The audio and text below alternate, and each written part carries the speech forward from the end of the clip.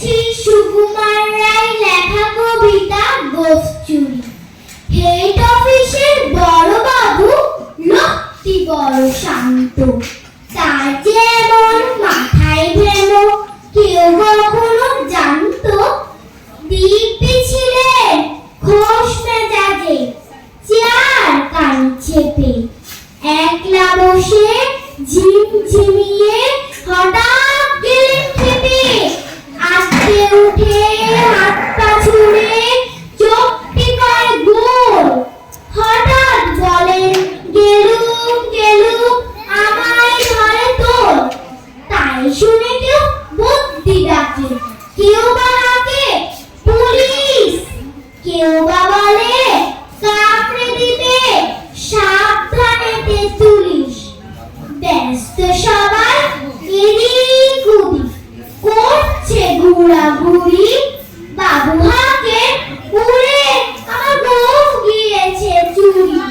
গোফ হারানো আজব কথা, তাও কি হয় সত্যি? গোফ জুড়ে তো তার তেমনি আছে কমেনি এক রক্তি।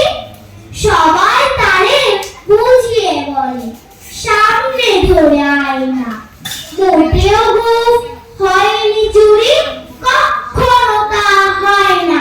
বেগুন তেলে বলেন তিনি, কারো কথা ধার ধারিনি, সব বেটাকেই চিনি।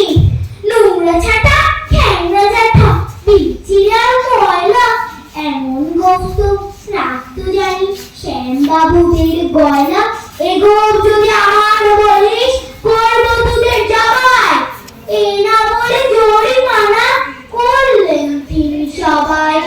ভীষণ রেগে ভীষণ খেয়ে দিলেন লেখে খাতায়, কাউকে বিছলাই দিতে নেই সবাই চলে মাথায়। অফিসের এই বাদুর গুলো মাথায় খালি গোবর, গোফ জুড়াকে কোথায় গেল কেউ রাখে না খবর। ইচ্ছে করে এই বেটাদের গোফ ধরে খুব নাচি, মুখ্যগুলোর মুন্ডু ধরে কোদাল দিয়ে চাচি। গোফ কি বলে